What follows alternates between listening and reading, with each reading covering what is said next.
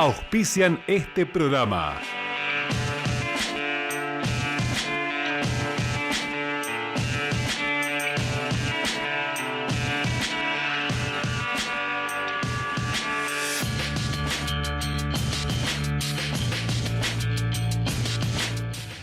A partir de este momento iniciamos nuevamente un programa de educación, de ciencia, de cultura, de temas de interés general como hacemos todas las semanas. Hoy vamos a tener un programón realmente donde vamos a exponer a nuestros televidentes distintas y diversas temáticas realmente interesantes, amenas, significativas y relevantes para la vida que vivimos hoy, ¿no? La salud, la escritura, la cultura, la educación, la buena música. Vamos a tener, como hacemos siempre en nuestros desarrollos, en estos contenidos programáticos que preparamos justamente para educación, ciencia y cultura. Y como hacemos siempre en el inicio del programa, el relieve distintivo del mismo es la música y la presencia de distintos artistas, valores, no solamente de la ciudad, sino también de la región, que engalanan justamente a educación, ciencia y cultura. Hoy nos acompaña, agradeciéndole por supuesto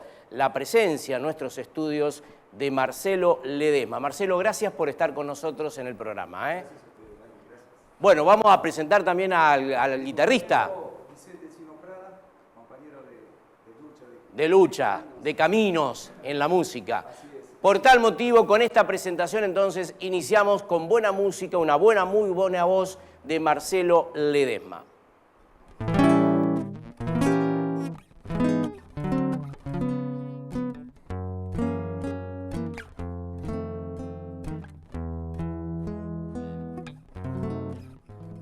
Me acobardó la soledad y el miedo enorme de morir lejos de ti. Qué ganas tuve de llorar sintiendo junto a mí la burla de la realidad, y el corazón me suplicó que te buscara y que le diera tu querer. Me lo pedía el corazón y entonces te busqué creyéndote mi salvación. Y ahora que estoy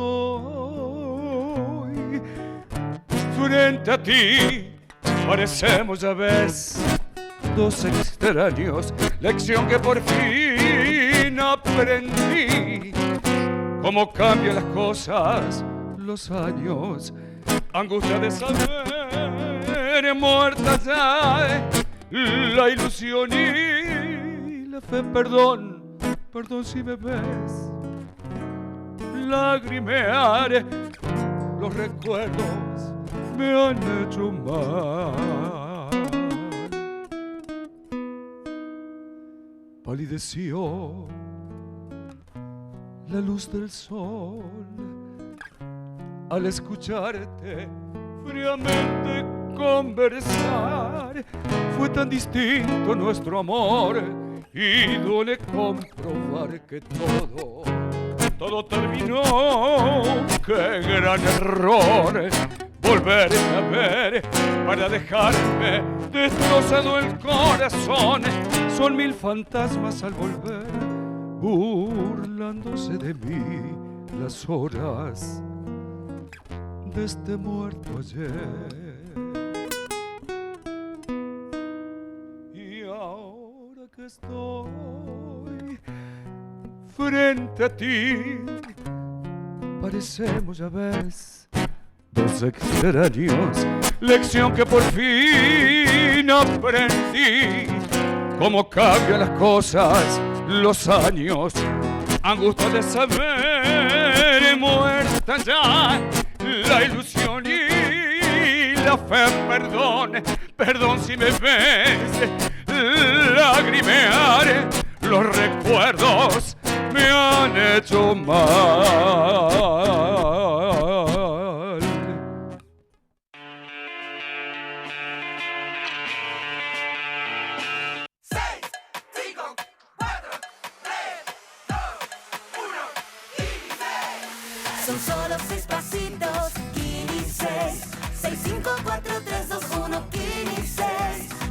los 6 pasitos. A la suerte hay que ayudarla. Con el Kini estás a 6 pasos de tus sueños. ¿Qué esperás para cumplirlos? 6, 5, 4, 3, 2, 1, Kini 6. Comenzamos entonces a exponer las temáticas que teníamos preparadas para nuestro programa de hoy y nos acompaña en este primer segmento del mismo el escritor Luca Raspal, psiquiatra, psicoterapeuta, realmente una figura interesante para charlar con él, fundamentalmente de algunos temas que tienen trascendencia, ¿no?, en la sociedad. Y hay uno, en primer lugar, gracias por estar, Lucas. Gracias por la nuestro invitación. programa. En primer lugar, quería preguntarte, como docente fundamentalmente, hay un tema de las neurociencias aplicadas a los educadores que me parece un tema atrapante. Y en realidad, ¿en qué consiste justamente esta aplicación de la neurociencia en la educación? Bueno, las neurociencias vienen siendo como un concepto muy atractivo en distintos campos, ¿no? Uno de esos campos puede ser la educación. Las neurociencias son distintas disciplinas, lo voy a contar bien en criollo, Sí. Que nutren el estudio, que pone el foco en todo lo que sucede a nivel neurológico, ya sea bien micro, como si uno pudiera pensar las moléculas dentro de una neurona, hasta cuestiones más macro, como son el comportamiento. Entonces, bien las neurociencias pueden decir algo para la educación. Claro. Una vez leí una cita que es muy, muy común. Dice, pretender estudiar o pretender enseñar sin conocer el funcionamiento del cerebro es como diseñar un guante sin haber visto nunca una mano. Es exagerada la metáfora, pero bueno, si uno conoce cómo funciona el cerebro, puede aprender muchos tips que explican cómo entienden, cómo aprenden los chicos. Y ahí van las neurociencias aplicadas a la educación. Por ejemplo, en la educación en los últimos tiempos ha habido una profunda transformación generacional fundamentalmente, que ha tenido una incidencia importante en los procesos de enseñanza-educación. En relación a esta temática, ¿hay que trabajar de una manera distinta o diferente al viejo concepto que nosotros teníamos de otros tiempos, el de transmitir la enseñanza y el aprender del educando? Sí, lo digo de manera tajante, sí. Nosotros pensemos que la escuela tradicional como la conocemos tiene al menos 200 años. Si esa escuela no adecúa su forma de funcionamiento y las propuestas que allí ofrece a los niños y las niñas de 200 años después, es decir, de los tiempos que corren, algo va a quedar desfasado. Por eso es que la escuela, desde hace mucho tiempo, viene haciendo esfuerzos, a veces igual la brecha cuesta cortarla, ¿no?, para acercarse con sus propuestas de una manera más atractiva a los niños y las niñas de hoy, que ciertamente son diferentes de hace 200 años atrás. Es una exigencia, no es una posibilidad. La escuela debe adaptarse. Y, por ejemplo, ¿cuál es el rol de esta penetración que hemos tenido en los últimos años de los avances tecnológicos? Y bueno, es enorme en muchas dimensiones, no voy a hacer tiempo a explicarlo, pero intentaré hacerlo medianamente. Por un lado, las tecnologías ganaron el campo y entonces en la educación también se tiene que enseñar desde ese lugar. Los chicos son muy amigos de las pantallas, tienen muchas facilidades también para ese recurso, que ciertamente será un recurso que cada vez más tengan que aplicar en sus trabajos, ¿no? Entonces, la educación formal, también la no formal, tiene que empezar a meterse en esas tecnologías y lo viene haciendo. Y por otro lado, la cabeza de los más chiquititos se viene seteando, se viene como formateando a un lenguaje y por eso hablamos de nativos digitales. Y ahí Claro. la verdad que cuesta mucho, porque si uno imagina, ¿no?, un pibito de 3 años, de 4, cuando ya está en el nivel primario, ya tiene 6 años o más, cuando está en el aula, en esa propuesta que se parece a la de 200 años atrás, con un docente que pretende explicar las cosas, ese mundo le va muy lento al lado de lo que consume habitualmente, que es una pantalla con destellos, con luces, con un bombardeo de estímulos sonoros, de estímulos visuales, con interacción. Entonces hay que ir acomodando un poco a las cabecitas de los chicos y las chicas de hoy. Y, por ejemplo, porque nosotros hemos abordado muchas veces en nuestros programas la importancia saludable de la alimentación, por ejemplo. Sí. ¿Cuál es también la importancia de la alimentación en concordancia con el cerebro? Todo es importante. Digo, la alimentación que tenemos en estos últimos tiempos, que dista mucho de ser una alimentación saludable, no es conveniente. Pero cuando hablamos de cerebro hay que pensarlo en un marco, un paradigma de la complejidad, que es que ese cerebro está atravesado por un montón de factores. Uno de ellos es la alimentación saludable, pero ahí van a estar los vínculos, ahí va a estar la historia, van a estar las experiencias, va a estar el desarrollo. Para pensar que un cerebro crezca, en realidad, vamos a estar diciendo, para pensar que un niño se desarrolle saludablemente, hay que prestar atención a todas esas dimensiones. Y por ejemplo, Lucas, quiero preguntarte, en este proceso que hemos vivido, no terminado aún de pandemia, ¿cómo juegan los sentimientos y los afectos en estas temáticas que estamos abordando contigo? Fue muy difícil. Esto, cada quien que esté mirando, escuchando del otro lado, podrá hacer el recorrido en primera persona. Nosotros la pasamos mal, los adultos, los más grandes la pasaron mal y los chicos la pasaron muy mal, porque estuvieron en la casa por meses largos, en ese aislamiento preventivo y obligatorio, sin la posibilidad de vincularse con sus pares, los amiguitos de la escuela, o los primos, o el mismo vecino, sin ir al club. Todos esos espacios se diluyeron y quedaron los chicos en su casa a merced de las posibilidades de sus papás, estresados hasta el tope. Entonces ahí se lesionaron mucho aquellos vínculos y aquellas instituciones, sobre todo la institución escolar, ¿no? Pero también centros de salud, clubes, como decía, los otros, que pueden poner una mirada sensible para niños y niñas. Todo quedó dentro de casa. Entonces, si las cosas dentro de casa funcionaron más aceitadamente, se habrá podido amortiguar el impacto. En cambio, si las cosas dentro de casa fueron difíciles, con pérdidas como lamentablemente tuvimos que atravesar, crisis económicas, crisis laborales, y bueno, las cosas para esos niños habrán sido muy difíciles. En el final, Lucas, ha cambiado mucho la vida y decíamos hace momentos atrás de la incorporación tecnológica, ¿no? Y tiene mucho que ver en la crianza de los chicos de hoy. Sí. Es decir, hoy está como eje central dentro del hogar el tema tecnológico. ¿Cómo hacemos para poder justamente adecuar esa situación? Las pantallas están, yo siempre pretendo sacarlos de ese lugar que le queda de ser una especie de anticristo a la pantalla, ¿no? Como si el apocalipsis viniera de la mano de la tecnología, no viene de ahí. Un papá, una mamá, un tío, un abuelo, quien fuere que pueda poner los límites necesarios, no va a estar descuidando a sus hijos. Ahora, si no hay límites, probablemente los descuide. Yo no dejaría, o intento hacerlo cada día, ¿no? Es un trabajo, que a mis hijos los eduque las redes de comunicación. Yo no dejaría que sea Facebook o Instagram quien elija qué es lo que ellos van a ver. Claro. Ahí tenemos que estar nosotros. La presencia fundamental. Siempre cercana, sensible, amorosa, y eso no tiene nada que ver con no poner límites. Lucas, ha sido muy amable por estar con nosotros. En otros programas vamos a ir profundizando, porque este tema de la crianza de los chicos es todo un desafío en estos tiempos que se viven, ¿eh? Bueno, muchas gracias por la invitación, cuando quieras. Nosotros vamos a una pequeña pausa y luego seguimos en Educación, Ciencia y Cultura.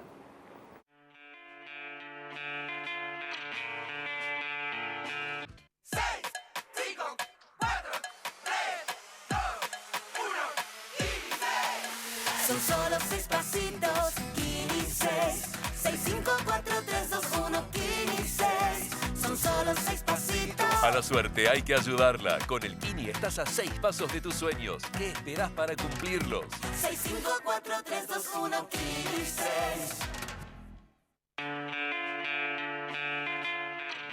Seguimos en nuestro programa y en este apartado del mismo tenemos la presencia de dos profesionales que realmente es un gusto, un placer tenerlos en nuestro programa de educación, de ciencia y de cultura, como es el doctor Guillermo Ingracia. Guillermo, gracias por estar en el programa nuevamente. A ustedes. Y el doctor Julio Malamud, justamente para abordar una temática muy importante que es el 17 de noviembre es el Día del Prematuro.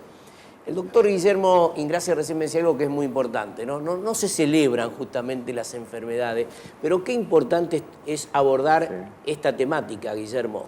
Bueno, por eso estamos acá, digamos, para tomarlo como una semana de reflexión, una semana donde tengamos un espacio para difundir también las cuestiones acerca de la prematurez. No le llamamos Semana del Prematuro, le llamamos Semana de la Prematurez. En realidad la prematurez es una enfermedad y las enfermedades no se festejan. Claro, las enfermedades se previenen, se curan, se tratan, digamos, y más que nada se previenen si es posible. Yo que, digamos, hoy vine acompañado de Julio, que Julio, ahora pregunto eso, Sí. ¿Cuántos prematuros atendimos? Por eso yo le iba a hacer la primera pregunta sobre las estadísticas Vamos, ahí tenemos. en relación a este tema. ¿Sabés qué pasa? Mirá, nosotros estamos juntos con Guillermo desde hace... Bueno, no quiero decir para que no Sí, se adivinen nuestras edades, pero estamos juntos desde el Hospital Italiano, que estábamos ahí hace más de 40 y pico de años, y estamos en el Sanatorio de la Mujer hace 36 años. En estos 36 años, en el sanatorio se han hecho cerca de 115.000 nacimientos. Nosotros tenemos aproximadamente 3.000 nacimientos anuales. anuales. Por lo tanto, si uno calcula que el porcentaje de prematurez es alrededor entre el 8 y el 9%, hemos atendido casi 10.000. Claro. Sí. 10.000 prematuros en el sanatorio, ¿no? Ahora, Y interesante. por ejemplo, Guillermo, Sí. discúlpame, que quiero hacer esta pregunta. ¿Cuáles son las características? El prematuro es El todo prematuro. niño que nace antes de las 37 semanas. El parto dura 40, el embarazo dura 40 a 41 semanas. Sí. Los que nacen de 37 o menos son considerados prematuros. Ahora, los números son apabullantes, Sí. en el sentido de que son 15 millones de niños por año que nacen en el mundo. Y en la Argentina son aproximadamente 50.000 por año. Quiere decir que es un tema de salud pública. ¿Por qué? Porque de la mortalidad infantil, que es el 9 por 1000 en la Argentina, del 9 por 1000, el 6 por 1000 corresponde a prematurez. O sea que si uno quiere disminuir la mortalidad infantil, que es lo que quieren todos los países, porque la mortalidad infantil es un índice de desarrollo de las sociedades. Claro. Si vos querés disminuir la mortalidad infantil, tenés que actuar fuertemente sobre la disminución de la prematurez. Claro, porque la mortalidad infantil es hasta el año. ¿Está? Claro. Nosotros estamos, como decía Guillermo antes, en un periodo de la vida del bebé, yo desde el punto de vista de la obstetricia y él desde el punto de vista de la neonatología, que es el periodo que se comprende entre las 28 semanas, 7 meses, 6 meses y medio, al mes de nacido. Eso sería la perinatología. Sí. ¿Sí? Ese espacio de tiempo se lleva el 70% de la muerte del primer año de vida. Y dentro de ese 70%, el 70% está referido a la primera semana de vida del bebé. O sea que si uno, como decía Guillermo recién, como una cuestión de salud pública, tuviera que poner los dineros, los tendría que poner ahí. Y Efectivamente. sin embargo, la estadística demuestra que en los últimos 10 años se ha movido muy poco el índice de prematurez. Mira, Y por eso ejemplo, es Julio, impresionante. Eso claro, es impresionante. Y por ejemplo, ¿se puede prevenir esto? Sí, hay algunas, pero primero tenés que identificar cuáles son las causas de prematurez y yo te las digo así rápidamente. Primero la vulnerabilidad social, o sea, países que son más vulnerables socialmente, Uganda, Malawi, Haití. son los que tienen las mayores tasas de prematurez. Estamos hablando de, acordate este número, 20%, Claro. entre 18 y 20% de Claro. prematurez. Julio dijo, nosotros tenemos el 9%, que es más o menos lo que tiene la Argentina en general. La vulnerabilidad, la inequidad del acceso a un control prematuro, un buen sistema de salud. claro. Bueno, por eso, en ese sentido, el año pasado salió la ley de los 1000 días. Claro. La ley de los 1000 días que igualitaria a la asistencia de las embarazadas y de los niños hasta los 2 años. Eso es una acción importante estatal. La vulnerabilidad también tiene que ver con otra cosa que es muy importante, que es el consumo de distintas sustancias.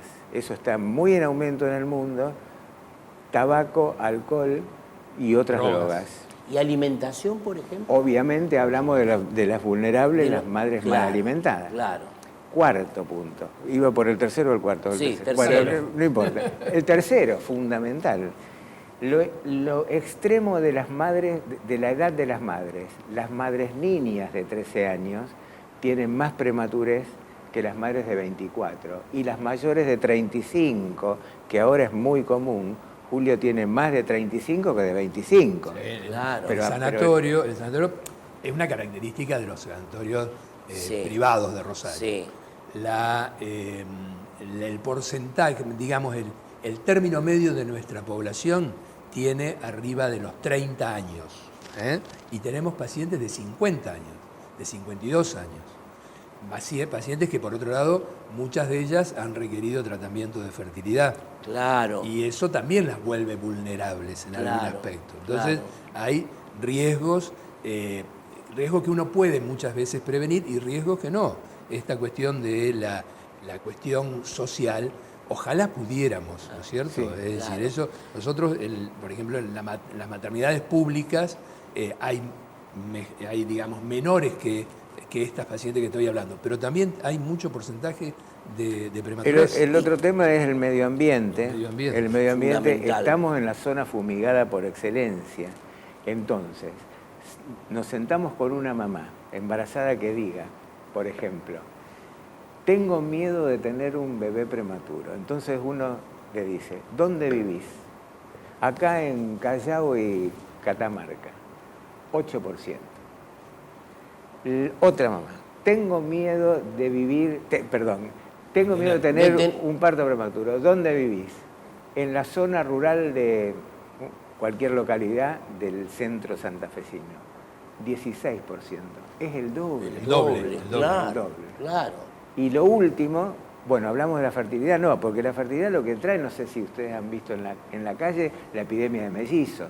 Claro. Bueno, los mellizos difícilmente llegan a término, tienen un alto índice de prematurez también. Claro. Y por último el COVID, El COVID. que ha aumentado la prematurez no por la enfermedad en sí, sino porque las complicaciones maternas, neumonía, ventilación mecánica o lo que fuera, hace que sea... Uno tenga que adelantar ¿Y ya el se ve parto. reflejado este tema del COVID? Sí, ha aumentado en todo el en estos mundo, aspectos. ha aumentado un poquito en todo el mundo.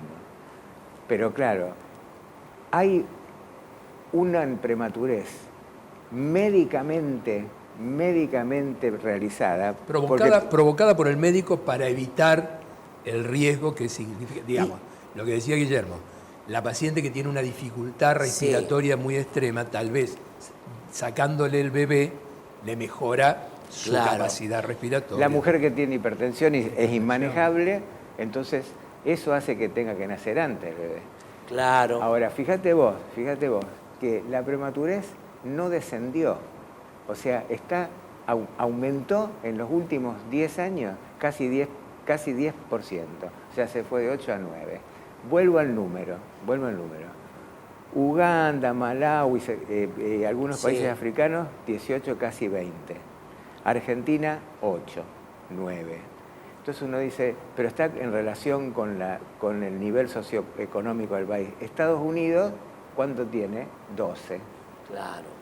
Y hay otros países que vos decís, pero a ver, un poquito, ¿quién es el país que menos prematuros tiene en el mundo? El país que menos es una provincia de la Siberia, de la zona de las repúblicas socialísticas soviéticas. Doctores, ha sido muy amable por estar por con favor, al nosotros, contrario. dos amigos del programa, que Bueno. da gusto siempre hablar de estos temas de medicina, Bueno. ¿no? Que sí que muy amable por Bueno, estar. gracias a ustedes, gracias a como ustedes. siempre. No, por favor. En esta semana del prematuro vamos a difundir y a tratar de aclarar. Cuenten con nosotros Bueno, para esta difusión que es tan perfecto. importante. ¿eh? Bueno, Llegamos al final del programa, nos vamos con buena música, con la voz de Marcelo Ledesma. Nosotros volveremos la próxima semana para volver a exponer temas realmente interesantes, muy formativos, acostumbrados a educación, ciencia y cultura.